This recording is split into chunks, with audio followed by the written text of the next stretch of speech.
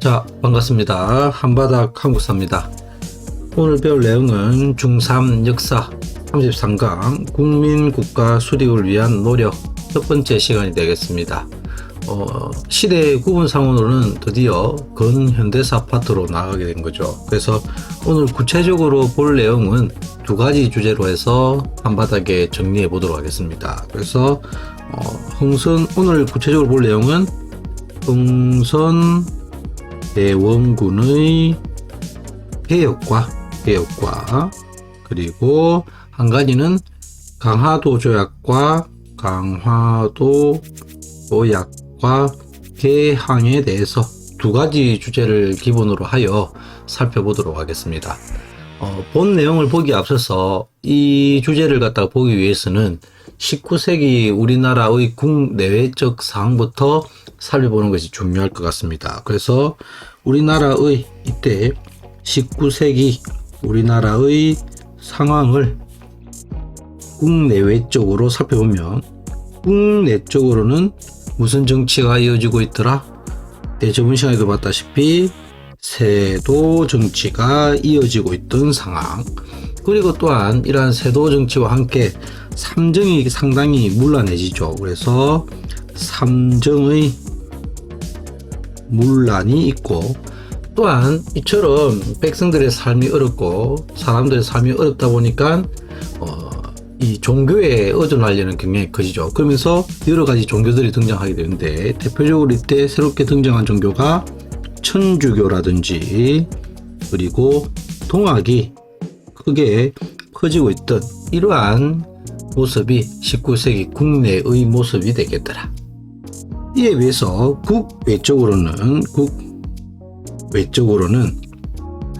계속해서 18세기 영국에서 산업혁명이 일어나고 난 이후로 서양 세력들의 이러한 대량 생산이 높아지면서 이후 제국주의로 퍼진다고 했죠. 그에 따라서 우리나라도 비껴가지 못합니다. 그래서 서양 선박의 출몰이 점점 잦아지게 되고, 이에 따라서 이양선, 즉 달을 이자죠. 서양의 다른 배들이 계속해서 출몰하여 우리나라에 대한 통상이 계속해서 통상 요구가 증가하던 그런 시기고, 또한 한편으로는 서양의 중국 침략 소식이 중국 침략이라든지 일본의 개항 소식이 계속해서 들려오게 되는, 베이징이 함락되었다든지, 혹은 특히 우리나라 같은 경우는 드디어 러시아와 국경선을 갖다가 맞닿게 되었다. 이러한 위기와 혼란의 시기가 바로 이 19세기가 되겠습니다. 이러한 위기와 혼란의 19세기의 상황에 이를 갖다가 극복하기 위한 등장한 세력이 있으니, 그 첫 번째 세력이 바로 누구냐? 그 세력이 바로 흥선대원군이 되겠습니다. 첫 번째로 이러한 시기에 등장했던 인물, 흥선대원군. 흥선대원군이 집권한 시기는 언제부터 언제까지? 1863년부터 1873년까지 이렇게 집권했던 세력이 되겠고, 여러분들도 잘 알다시피 흥선대원군 하면 문을 열었다, 문을 닫았다, 문을 닫은 대표적인 그러한 정책, 통상수교 거부 정책을 실시했던 집권자가 되겠죠. 그래서 문을 갖다가 닫는데 이렇게 주력했던 세력이 되겠습니다. 이에 비해서 흥선대원군 다음에 권력을 잡은 사람은 바로 누구냐? 그 다음에는 바로 고종이 왕에 오르게 되지만, 실제 권력을 장악했던 사람은 고종의 부인이었던 민비였죠. 그래서 이 민비의 주변 세력들이 권력을 잡게 되는데, 바로 그들을 민씨 세력이라고 일컫겠습니다. 이 민씨 세력이 권력을 잡게 되는데, 이들은 대략 73년부터 1895년까지 이렇게 권력을 잡게 됩니다. 이들은 흥선대원군과 철천지, 특히 이 민비는 흥선대원군과 사이가 상당히 나빴죠. 그에 따라서 흥선대원군이 했던 모든 정책과 반대되는 정책으로 나갔고, 대외적인 정책에 있어서도 흥선대원군이 문을 닫았으면 민비 같은 경우는 문을 갖다가 여는 이러한 형태로 변화되게 됐던 거죠. 이처럼 민시 세력이 권력을 잡으면서 대외 정책에 변화가 생기자 이를 빠르게 눈치채고 급격하게 성장한 세력들이 있으니 문을 열자는 세력이 이때 성장을 하게 되겠죠. 그들을 갖다 뭐라 부르냐면 이렇게 부르겠죠. 개화파. 이처럼 개화파가 성장을 하니 반대로 문을 또한 닫자는 세력이 등장을 하게 되는데 그들을 갖다가 뭐라 부르냐면 위정척사파라고 읽었습니다. 위정척사파. 보시면 개화파는 문을 갖다가 어떻게 하자는 세력이죠? 문을 열자는 세력. 이에 비해서 위정척사파는 문을 닫자는 세력이 되겠죠. 그래서 보다시피 성격상으로는 이 민시 세력과 이 개화파가 손을 잡을 것이고 반대로 이 위정척사파하고 흥선대원군이 서로를 갖다가 지원하는 이러한 모습을 보이게 되죠. 반대로 이렇게 집권자들은 자기들의 이익과 목적을 위해서 서로 다툼이 일어나고 있던 이러한 속에 백성들의 삶은 더욱더 어려움을 겪게 되고 그에 드디어 다섯 번째 바로 누가 등장하냐? 바로 동학 농민 운동이 발발을 하게 됩니다. 그래서 오늘부터 해서 계속해서 이 주제를 가지고 이 다섯 세력을 갖다가 차례대로 흥선대원군, 민시세력, 개화파, 그리고 위정척사파, 동학농민운동 세력으로 이어지는 이러한 다섯 주제를 바탕으로 해서 살펴보도록 하겠습니다. 그러면 첫 번째 누구부터 보겠다?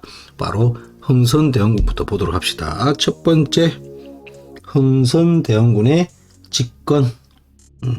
흥선대원군의 책 제목에는 흥선대원군의 집권과 개항이라 되어 있는데 먼저 흥선대원군의 개혁정치 이렇게 해서 살펴보도록 하겠습니다. 흥선대원군의 개혁정치. 19세기 상당히 국내외적으로 위협 그리고 혼란스러운 상황이죠. 이에 흥선대원군도 이러한 위협적 세력을 대응하기 위해서 국내외적으로 여러 가지 개혁 정책을 실시를 합니다. 그래서 국내적으로는 잠시만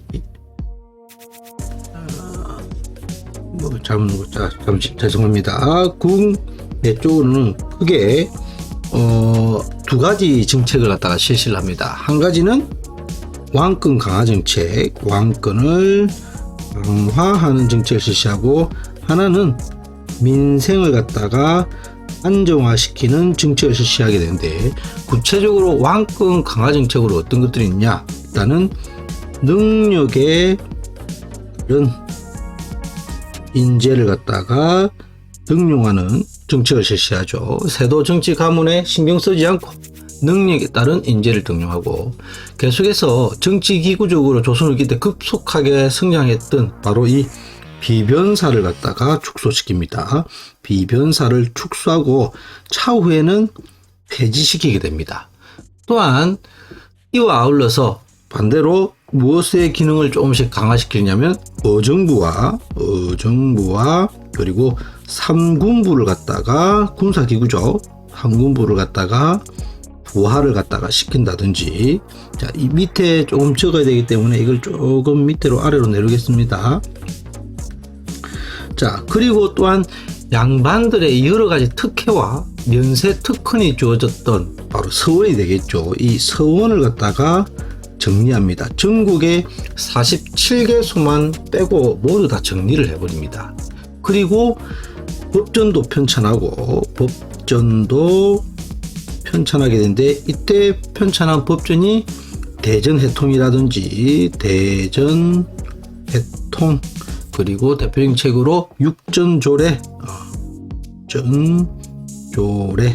이런 책들을 갖다가 편찬을 하고 또한 그 왕실의 근위를 높인다 하여 바로 임진왜란 시기 때 불타 없어졌던 경복궁을 중건하게 됩니다. 경복궁을 중건하는 이러한 왕권 강화 사업을 실시하였다. 한편으로는 또한 백성들의 삶을 갖다가 안정화시키기 위해서 민생 안정 정책도 실시를 하게 되는데 자, 화면을 조금만 잠깐만 돌리도록 하겠습니다. 계속 걸려가지고 자, 민생 안정 정책을 실시하게 되는데 구체적으로는 가장 백성들의 삶을 어렵게 했던 이 삼정이 문란해졌죠. 그래서 삼정을 갖다가 개혁합니다. 삼정을 갖다가 개혁하는데 삼정이라고 하면 전정 그리고 군정 그리고 한정을 일컬어서 우리가 삼정이라 부르죠. 전정은 토지세, 군정은 군포를 내는 거, 한정은 춘대 추납 제도죠. 그런데 이 전정에 있어서는 양전 사업을 실시합니다. 양전 사업을 갖다가 실시하는데 이 양전 사업이라는 것이 무엇이냐면 일종의 토지 조사를 하는 겁니다. 토지 조사를. 즉 세금을 갖다가 올바르게 거두기 위해서는 무엇이 되어야 되겠습니까? 얼마만큼의 누가 땅을 얼마만큼 가지고 있는가가 올바르게 하는 것부터가 중요하겠죠. 그래서 이러한 양전 사업을 실시하고 군정에 있어서는 군포를 원래는 상민까지만 제출했죠. 그런데 호포제라는 것을 실시하여 누구에게도 군포를 징수하게 되냐면 드디어 양반에게도 군포를 갖다가 징수를 합니다.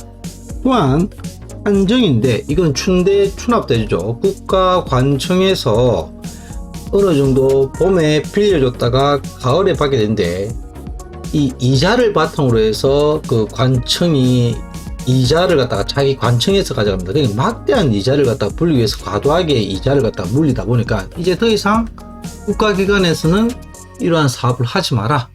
개인들이 실시하게끔 해라. 이렇게 해서 사창제를 갖다가 실시하게 합니다.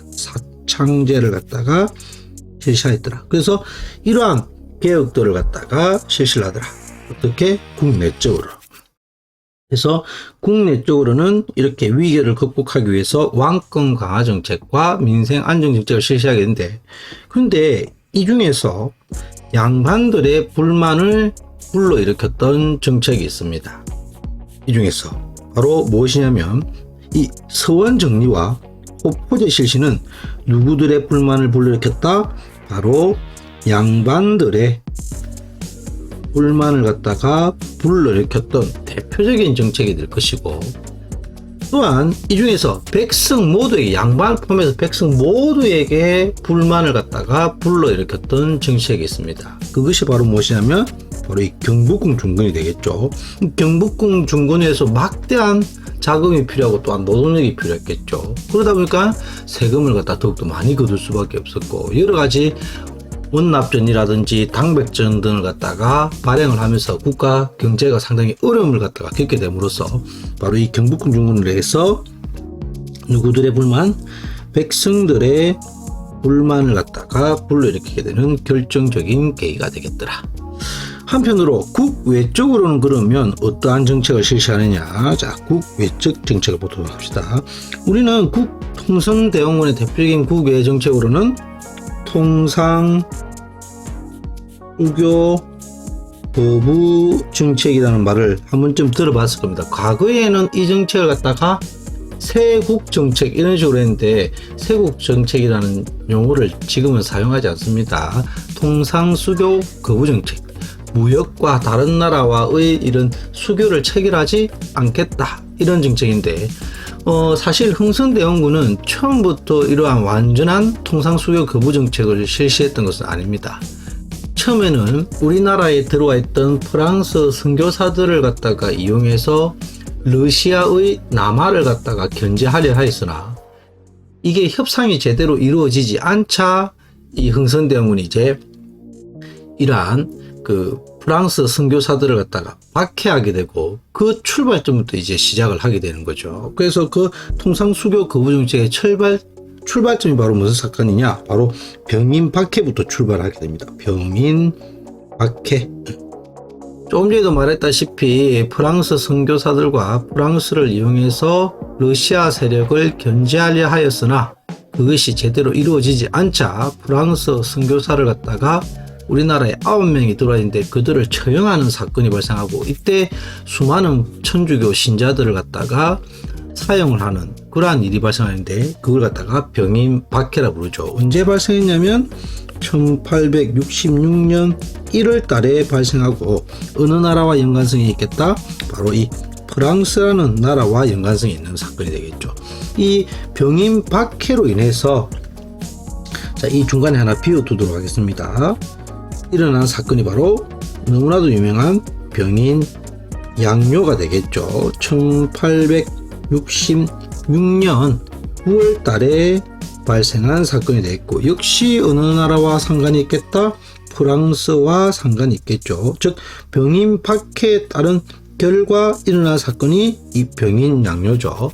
프랑스군이 강화도로 쳐들어와서 우리나라의 이 강화도에 있던 문서보관창고 외규장각이라는 곳이 있는데 여기서 우리나라의 직지심체 요조를 갖다가 탈취해가는 이러한 약탈을 했던 그러한 사건이 되겠죠. 이때 양현수 부대라든지 한승근 부대가 크게 성과를 갖다가 거뒀지만 안타까운 이러한 역사적 사실을 갖다가 겪게 되더라. 이 사이에 그런데 병인 박해와 병인 양요 사이에 또 어떤 일이 일어나게 되냐면 바로 미국과 연관 있는 사건이 되겠죠. 제너럴 셔먼호 사건이 일어나게 되죠. 이거는 1866년 7월 달에 발생한 사건이 되겠습니다. 7월 달에 발생한 사건이고 이거는 어느 나라와 연관성이 있냐면 미국이죠. 이 제너럴 셔먼은 미국 상선입니다. 그런데 이 상선이 우리나라의 허락을 받지 않고 대동강을 갖다가 거슬러 올라와서 평양까지 도착해서 무역을 갖다가 요구하자 이 평양 국민들이 이 제너럴 셔먼을 갖다가 불태워버리는 사건이 발생을 하게 되고 이 사건으로 말미암아서 일어났던 사건이 바로 뭐가 되겠다? 신미양요라는 사건이 일어나게 됩니다. 역시 이 사이에 하나 비워두고 죽도록 하겠습니다. 그래서 일어났던 사건이 바로 뭐가 되겠다? 신미양요라는 사건이 언제 1871년에 발생을 하죠. 역시 이거는 어느 나라와 연관성이 있겠다? 미국과 연관성이 있고 이 제너럴 셔먼호에 따른 결과 일어났던 사건은 신미양요가 되겠습니다. 참고로 양요라는 말은 양놈들이 일으킨 묘란한 난이다 이런 뜻을 가지고 있는 거죠. 이때 광성보에서 어제연 부대가 결사항전에서 미군 부대를 갖다가 끌어내리게 되었던 거죠. 어쨌든 역시 이때 우리나라가 커다란 피해를 보게 되고 이 사이에 또 어떤 일이 있게 되냐면 바로 오페르트 도굴 사건이 있습니다. 오페르트 도굴 사건 이거는 1868년에 발생한 사건인데 이거는 또 어느 나라와 연관성이 있냐면 독일과 연관성 있는 사건이 되겠죠. 오페르트는 무역을 하는 사람인데 우리나라와 무역을 갖다가 요구했으나 이것이 제대로 이루어지지 않자 흥선대원군의 아버지 묘를 도굴하여 남영군 묘입니다. 이 묘를 도굴하여 통상을 요구를 하였으나 미수로 거쳤던 사건. 그래서 이런 일련의 과정을 겪으면서 흥선대원군은 다시는 이런 서양 세력과는 교역을 해서는 안 되겠다 마음 다짐을 하게 되고 그래서 세운 비석이 바로 이 척화비를 갖다가 세우고 무슨 정책으로 나아갔다? 통상 수교 정책으로 나아갔다. 그래서 보시다시피 흥선대원군은 19세기에 이러한 위기에 국내적으로는 왕권 강화 정책과 민생안전 정책 그리고 국외적으로는 통상 수교 거부 정책을 실시하였지만 조금 전에도 봤다시피 이 서원 정리라든지 호포제 실시 그리고 경복궁 중건동을 해서 양반들과 백성들의 불만이 더욱더 쌓였고 그 외에도 다른 여러 가지 시대적 상황으로 인해 가지고 드디어 고종이 어느 일정 이상 나이가 들자 드디어 10년 만에 자리에서 물러서게 되고 드디어 두 번째 어떤 세력이 정권을 잡게 되겠다? 이거는 파란색으로 적어보도록 하겠습니다. 녹색으로 한번 적어보도록 하겠습니다. 두 번째 바로 어떤 세력이 권력을 잡게 되었다? 고종이 왕에 오르죠. 근데 실제 이때 많은 실권을 잡았던 세력은 민시 세력이 되겠습니다. 민비를 필두로 한 그 민시 세력들이 권력을 장악하게 되는데, 이들이 집권했던 시기는 조금 전에 봤다시피 1873년부터 1895년까지 권력을 장악하게 되는데, 실제로 이 민비와 흥선대원군은 시아버지와 며느리 관계지만 사이가 상당히 좋지 못했죠. 그러다 보니까 권력을 잡자마자 이때까지 했던 흥선대원군의 정책과 모든 것을 반대로 실시를 하게 됩니다. 그 중에서도 가장 크다란 변화는 대외 정책에서 가장 크다란 변화를 불러일으키게 되는 거죠. 이제까지 무조건 문만 닫는 정책을 실시했다면 드디어 문을 갖다가 어떻게 하려고 한다? 문을 갖다가 열려고 하는 이러한 정책으로 바뀌게 되고, 하지만 이때 문을 그냥 열 수는 없었겠죠. 그래서 어느 나라에 의존해서, 이때 이거는 꼭 기억해 두시기 바랍니다. 민시하면 항상 청나라 이렇게 알아두시는 게 좋을 것 같습니다. 어느 나라의 청에 의존하는 이러한 청에 의존해서 혹은 청을 기점으로 해가지고 대외 정책을 갖다가 변화하려는 이런 움직임이 나타났던 거죠. 하지만 아이러니하게도 가장 이 조선의 대외 정책이 변화한다는 것을 가장 빠르게 눈치챘던 나라는 일본입니다. 일본이고, 그리고 이 일본이 우리나라를 갖다가 개항 혹은 개화 혹은 강제로 조약을 체결하기 위해서 일으켰던 사건이 바로 운요호 사건이란 걸 일으키게 된 거죠. 운요호 사건이란 것을 1875년에 일으키게 됩니다. 일본의 운요라는 함선이 우리나라의 강화도 쪽으로 접근하여 무력 시위를 하고, 이에 대해서 우리가 대응 사격을 한, 이에 강제적으로 무슨 조약이 체결되게 되냐면 바로 강화도 조약 이런 것이 체결이 되게 됩니다. 1876년도에 체결된 조약인데, 원래 정확한 이름은 강화도 조약이 아니라 조일 구호 조규가 정확한 명칭입니다. 근데 우리나라에서는 강화도 조약이라고 부르는 거죠. 이 강화도 조약이 가지는 역사적 의의가 매우 중요합니다. 어떠한 역사적 의의를 가지느냐? 우리나라가 맺은 최초의 근대적 조약이면서 한편으로는 무슨 조약이다? 불평등 조약이다. 불평등 조약이 되겠더라. 그러면 왜 불평등 조약에 해당되느냐? 많은 조약이 불평등의 근거가 되지만 그 중에서도 핵심적인 세 개가 있습니다. 첫 번째, 세계 항구를 강제 개항한다는 내용이 있더라. 세계 항구를 강제로 개항한다는 내용이 포함되어 있고, 두 번째, 해안 청량권을 허용하죠. 해안 청량권을 갖다가 허용한다는 내용이 있고, 세 번째, 가장 불평등한 내용이 되겠죠. 바로 치외법권을 인정한다는 거죠. 치외법권을 갖다가 인정하는 내용이 포함되어 있더라. 그래서 안타깝게도 우리나라가 맺은 최초의 이 근대적 조약은 한편으로는 불평등 조약이었고, 이후 강화도 조약을 체결하고 나서는 서양 여러 나라와도 조약을 체결하게 되는데, 서양 세력과 가장 먼저 체결한 나라는 바로 미국이 되겠습니다. 그래서 오늘은 우리가 근대사로 접어들고 나서 바로 첫 번째 배운 내용인데, 그 주제로는 흥선대원군과 그리고 강화도 조약이 체결되기까지 한 이 역사적 사실에 대해서 살펴봤습니다.